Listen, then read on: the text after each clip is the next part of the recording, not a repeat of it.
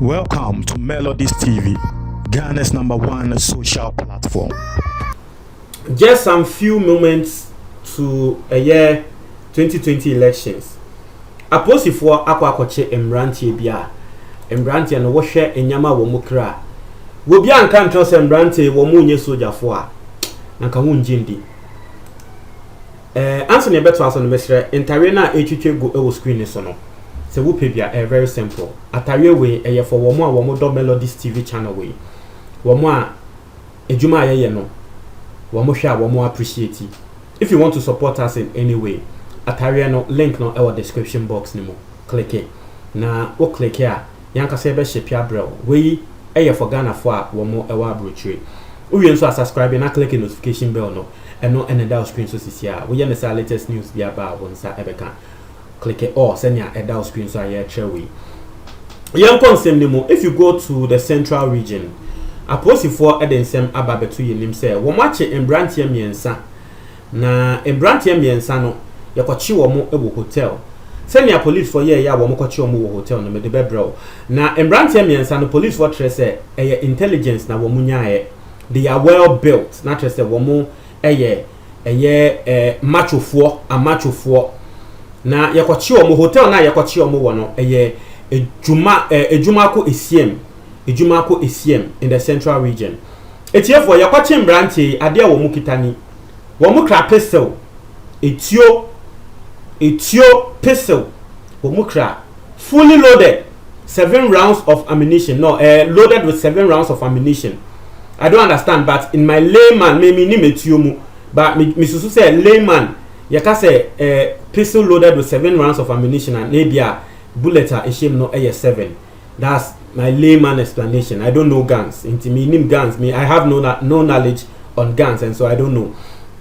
Aside that, no, Embrantie adia womosanso have it in their position. Hey, so me say possession. Sorry, hey, bro.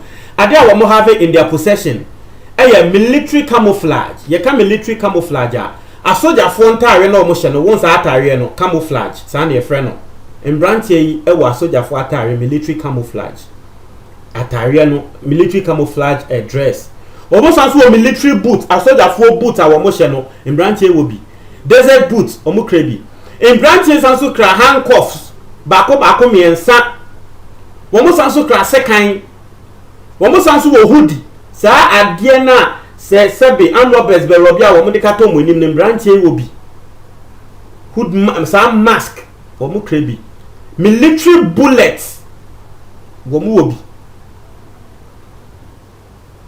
bulletproof entire Embrantie shebi black muffler chese etiefo wonnim se ye wo no mu ko se ye ntokwa bi no mu ko ku.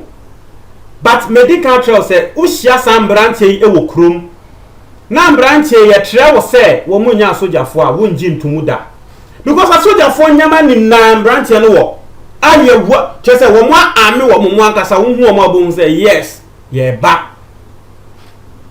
it's police for a issue statement Central Regional Police a issue statement a wo mo indicate ye say a team of policemen and they could retrieve these said eye arms ya mabobo din atrel na etiefo suspect nso ya chiomo with eye exhibits ye further enquiries ne ya hwe edien na wo mo bepe wo central region ho embra ya ba beto aba edien na wo mo ba abe lodge wo hotel ho aye anebia wunye sojeni uye sojeni soja tare na ikra no wo de giden unye sojeni etio ne crown no ode giden unye sojani ade na wa address se sojani aposifo ebisa sansem ni mu nina.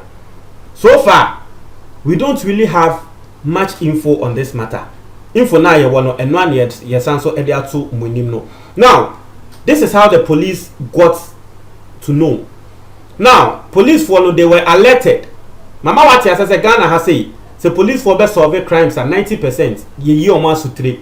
It will be the use police for nasu 3 say Embrantie bi ababeda hotel bi na hotel na wo mo ababeda no eye room number 124 na yesusu se mbrantie no se ne wo mo aba wo mo kita nyama na yesusu se wo mo kretio ni nyama. This is the information I demand police for. And a police for a movie in. Movie in or to make nipa ba kon suspect. I friend Raymond Kwashi. Actress eh. Wo mo che no a wo mo hu etio ni nyama ni na. Na police for say wo mo yen hwehwemu no. Etio na wo mo hu ye no, it has been registered in one person's name. Now that person, his name is Dr. Kwabena Dufour. Inti papa bi a ye friend Dr. Kwabena Dufour. Police force say so far no eno na wo mo ehu say nipa ko no mo ehu say ya register etuo no e wo ne din mu na won say Ghana for say ya din ete no edin ese obi wo ho a especially, and this really happens with especially the account names. Obi wo ho e friend Michael Boateng. You can't tell me say Michael Boateng ba akope ene wo wi asemu ati ase aha ube to me Michael Boateng's be more than hundreds. Into no police for air can say the name of the person at Etuno I registered in no police for internal bro for kan ya wo say one Dr. Kwabena Dufour. To mbe so musi so say sa Dr. Kwabena Dufour no e obi a ye nim no afianse ye be ye nhwehwemu ni ye hu woni kro eno na police for e dey tuja. So they are yet to establish the identity of that said Dr. Kwabena Dufour no. Nti police for we ye no. Kroma for no mo wo ejuma ko esiem ho no. Wo mo te asem no, tresa asem no e yo mo wanwa. Nti na bi mo kasa aposi for a sure mo. Se elections ya ebe yi, wo mo nka wo makomanto wo mo yem. Wo mo nhwe say the microphone be dey to trasem bia. That's what the police are assuring. Assembly ni nani. You see, it could be say embrantie one ebia womoko carry out operation, because if their identity and if the police have been able to do investigation, na you hu say embrantie one womo enka security force hu bia de womo ya na a criminal. A criminal. So, if indeed it is criminal, the only conclusion I can come to is that one, ebia na nkrofui womo kwa akobokro no. But you see, you can't rule out the fact that we have just some few hours. See beto aba. It is say ye chingrofo bi say dia directly ye be linke ama abatoɔ no. Say and abatoɔ no na nkrofo bi ahye da asesa nkrofo bi aba se wo mu medi etutu asem. But let's look at that scenario. Senya nkrofo ya ye say ya abatoɔ no and ya asesa wo mu aba se wo mu medi etutu asem a, the way they are dressed up like soldiers and things. So mo call police station bia. Nanka how can you differentiate say nkrofo wo mu nye soldiers? Nanka say to trust some number ko dey free. E nyankopon ne yeda na say nkrofo yetumi achi omo.